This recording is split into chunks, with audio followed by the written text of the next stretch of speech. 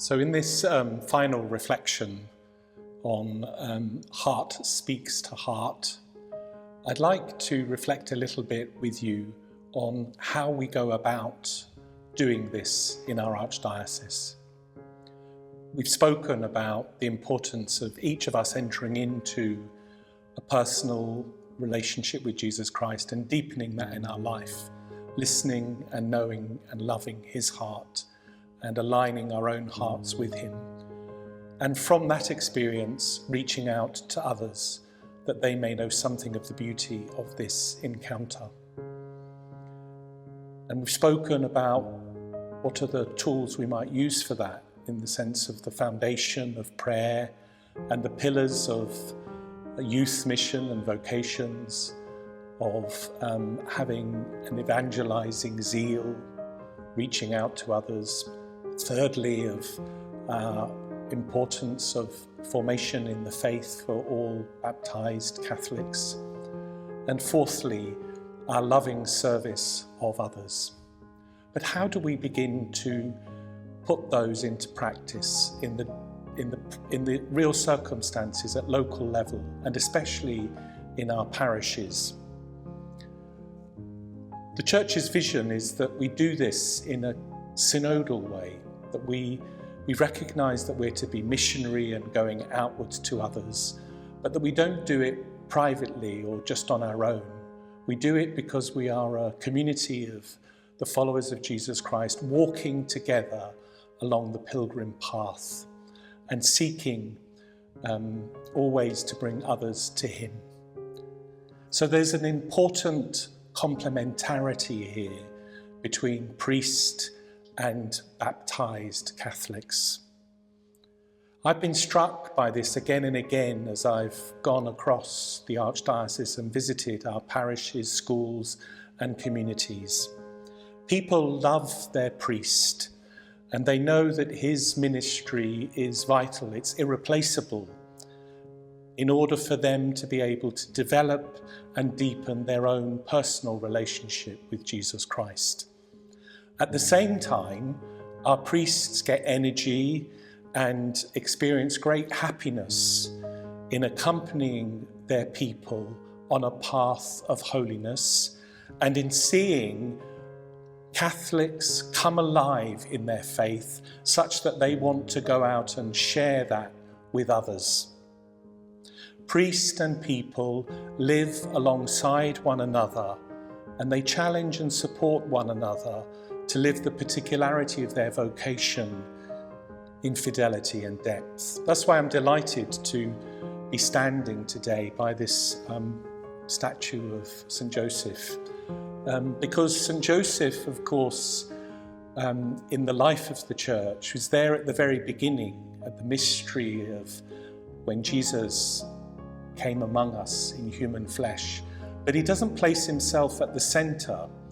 You'll know in all of those scenes of the Nativity how it's Jesus in the crib and Mary usually kneeling or sometimes holding the infant child.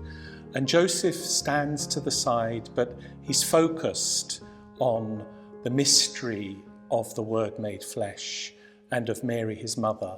And if you like, his physical stance is a reflection of his spiritual stance, which is to be the kind of guardian and protector of the mystery of Jesus and Mary. And this is a little bit like the vocation of our spiritual fathers, the priests across our Archdiocese.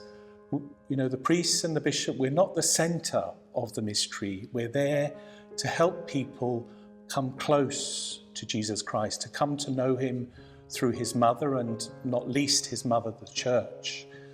And in this way to be able to live out their faith more deeply. In a beautiful reflection, nearly 40 years ago now, Pope St. John Paul II wrote very movingly about the vocation and ministry of the priest in a document called Pastores Darba Vobis. I will give them shepherds after my own heart, it translates as. And in that document, he says that the priest is not only placed in the church, but at the forefront of the church. It's an evocative image that is lost a little bit in the English. In Latin, the original Latin is in fronte ecclesia, not just in the front of the church, but facing towards the people of God, facing towards the church. It's like the position that a priest takes up when he celebrates the Eucharist at the altar in the normal circumstances, where he's facing the people and he's helping to direct them and lead them in the manner of the figure of St. Joseph to the mystery of Jesus, and how we come to receive Jesus through the mystery of our Mother, the Church. You know, there's a very beautiful and rather humorous story of an experience that I heard about when I was ministering in North London. And the parish priest got a little bit frustrated by the fact that when people came physically into the church, they very often filled up from the back seats. It's a common Catholic experience to go to the back of the church. And the participation was often not very strong. And there was always a group of people who, rather than coming and sitting in one of the pews of the benches, would stand in the aisles or at the very back. They wouldn't come and sit in the pews or the chairs of the church at all. So one day this parish priest in his homily said to them, "You know, those of you who are sitting here in the pews of the church, when you die, your coffin will be brought in and laid here before the altar. And it will be with your feet at the altar, so you'll be facing the altar, facing upwards in the church, because that's the kind of position that you took when you came to Mass each week." He said, "When I die as priest," he said, "my coffin will be brought into the church, and my body won't be orientated that way. It will be facing down the church with my feet outwards towards the aisle and my head at the altar," because he said that's predominantly the position I took when I celebrated the Mass. And he then went on to say rather humorously, "And those of you who are standing at the back there by the pillars, I'm going to recommend to the undertakers that when you're brought into the church, your coffins are placed up against the aisles and the pillars, because that's the position you took." It's a rather humorous story, but it has an important point about how people and priest are directed towards one another, how we support, encourage, challenge one another, and we have particular responsibilities, particular gifts that are given to each of us, and we have a particular vocation to fulfill. So that collaboration between priest and people is vital in order for mission to take place. A priest cannot do it on his own. A bishop cannot do it on his own. Neither should he. That's not the vision. That's not the model. That's not the ministry that Jesus entrusted to us.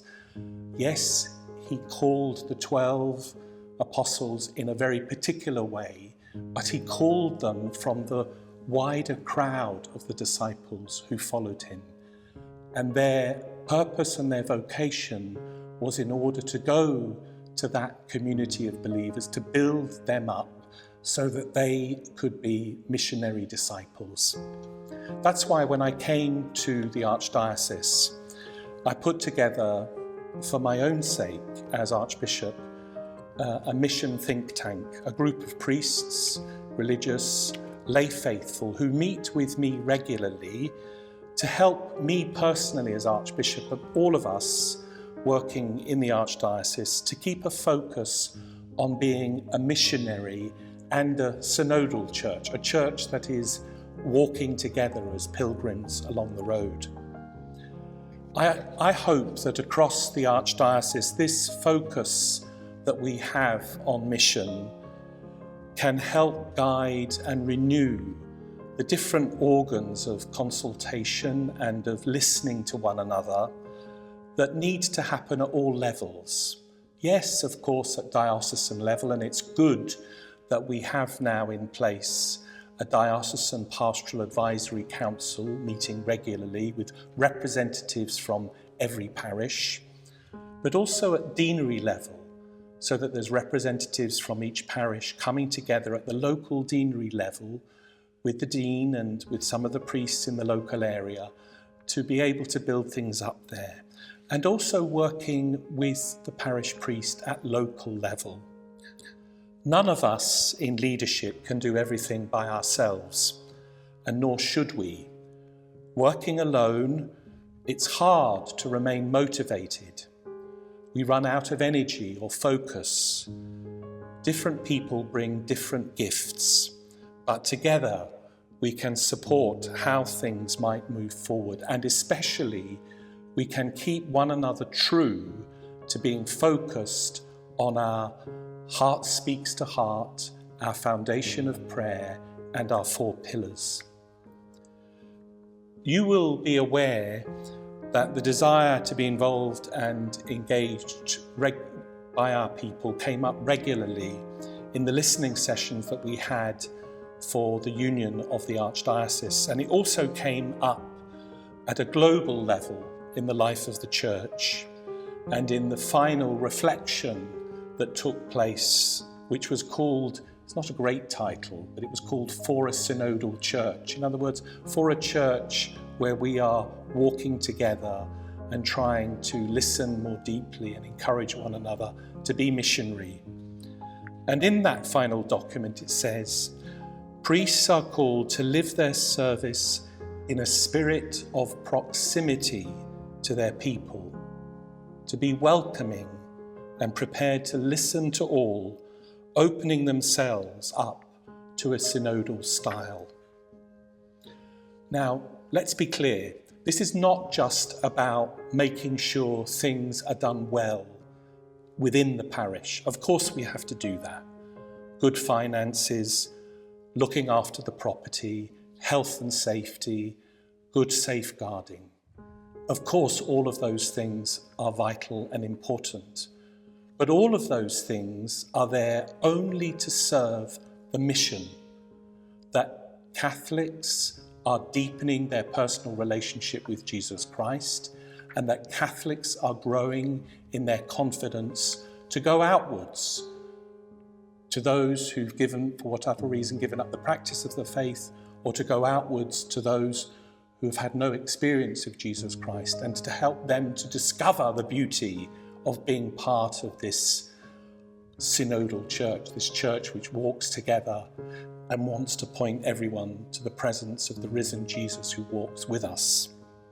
So all of those things can only happen if priest and people work together. And I think it's important for a priest to be able to develop within the life of the parish a group of people, I call it something like a leadership team, who can work closely with him, not just on those things to do with property and finance and health and safety and safeguarding, but in order to help him and them and people more widely in the parish to remain true to this missionary focus to reach out to others. Pope Leo XIV, our new Holy Father, described this very beautifully in his reflection on this way of being both missionary and synodal, in these words: in order to implement an ecclesiology of communion ever more effectively, the ministry of the priest must move beyond the model of exclusive leadership, which leads to the centralization of pastoral activities and the burden of all responsibilities entrusted to him alone. Instead, the ministry should move towards an increasingly collegial leadership, with cooperation between priests, deacons, and the entire people of God, resulting in mutual enrichment that is the fruit of the various charisms bestowed by the Holy Spirit. In the Church, authority is exercised through service, modelling not the political realm, but the model of the Lord himself, who, though he was God, was humbler yet, even to accepting death on a cross. I apply this as much to myself as I do to my brother priests. In that parish that I worked in North London, we would often have days of prayer for particular needs. We would have extended periods of Eucharistic adoration if there was a kind of crisis in the church. I remember I was there at the time of the Iraq War. We are, of course, all of us praying most intently at this time for an end to war and the gift of peace in the Middle East and in Ukraine.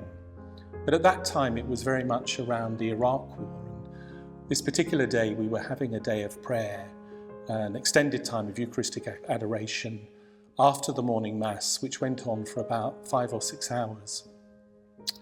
There was one particular lady, she was quite senior in years, and she would spend literally the whole day before the Blessed Sacrament, and myself and the parish priest would kind of come in and out at different times, and it was my task at the end of the time of prayer to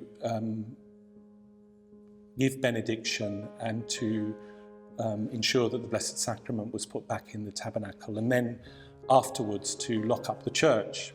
And at the end of this, I was walking with her to the back of the church, and I said to her, I felt for her because it was extraordinary to me, and I was quite edified really, and quite inspired by the fact that she'd spent so much time in prayer before the Blessed Sacrament. And I said to her, and there was a part of me that almost felt sorry for her, at one level. And I said to her, Monica, you don't have to spend all those hours before the Lord. The Lord would understand. And she looked at me rather quizzically, and she said, Father Mark, I lived a very, very busy life. She'd been a head teacher, and she said a lot of the time during my working life and my family life, I didn't have a lot of time. But she said, since I've been retired, I have more time.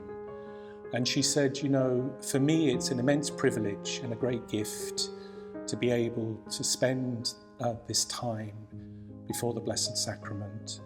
And I pray, for the people I've worked with and I encountered through the schools and the young people. I pray especially for my family and my grandchildren. And then she very gently tapped me on the arm, and in a way that actually showed a degree of sympathy for me, she said, Father Mark, I pray for you too. Very often I think as a priest and a bishop, we see that it is our people who are holier than we are, and they have an immense capacity to not only live their faith and their love for the Lord in deep ways, but also to bring others into that relationship. And when we talk about being synodal and being a missionary church, I think this is what it's about. It's about priest and people recognizing the complementarity between them, finding a group of lay people in the parish who can be focused on this need for heart to speak to heart, and then to try and look at the concrete circumstances of our parish, our school, our community, and to reach out in that way. Because when we generously embark on a life of seeking to share Jesus and our Catholic faith with others, it's important to remember that we are not the only ones concerned about disappearing Catholics, or where the young are going, or how we can grow in confidence in our society. I've seen that many, many people really want to be involved and to do something and to participate, but they do not know how, or sometimes they don't feel they've got the skills or the confidence, and they need the encouragement and the permission to try. And it's important that those of us who are involved in leadership in the Archdiocese, in our parishes, in our schools and in our communities, continue to provide opportunities for the baptized to participate and contribute more deeply. And I hope that that will be possible moving forward. I hope that we can each strengthen our love of Jesus and our desire to bring others to him, and in this way deepen that sense that heart speaks to heart. I think as I stand in the shadow of St. Joseph and I look to him as a guide and as an example of the one who keeps his focus on the mystery of Jesus and receiving Jesus through Mary, our mother, we look to her, and especially to her Immaculate Heart, because she was, of course, the first missionary disciple to open her heart fully to her Son, and the first to bring him on mission to others. May she help each of us know more fully what it means to speak and to live heart to heart. So I'd like to finish these reflections with the prayer which I composed and which is our diocesan prayer to be missionary pilgrims. Ave Maria, Hail Mary, with joy you receive the greeting and message of the angel. You ran quickly as a pilgrim of hope to your cousin to share with her the good news of salvation.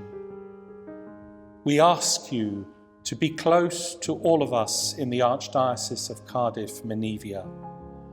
Teach us to be like you, to love Jesus wholeheartedly and to welcome him more deeply into our lives. Help us to accept and surrender to the joyful and sorrowful mysteries of our life, knowing that your maternal love is with us and that you show us how to follow your Son. Give us to be missionary pilgrims of hope for our world today, always announcing the good news of your Son.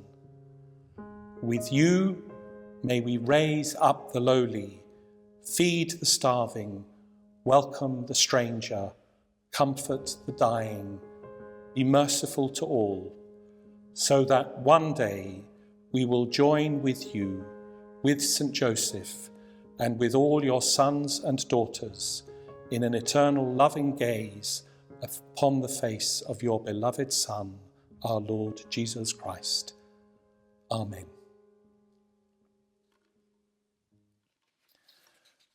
And now some reflection questions for this particular reflection.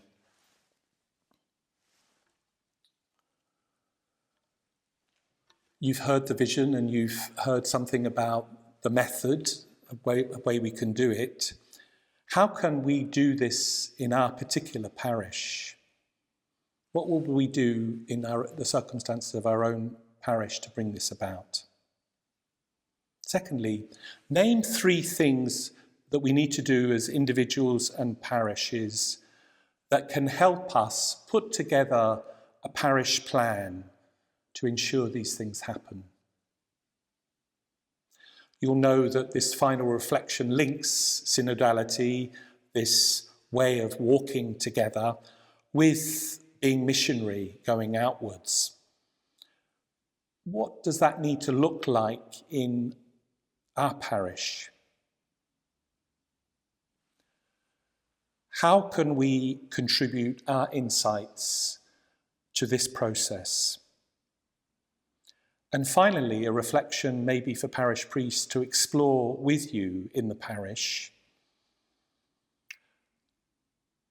How can we identify some key lay people to bring into a leadership team with our parish priest in order for mission to be at the heart of what we do? God bless you. Thank you.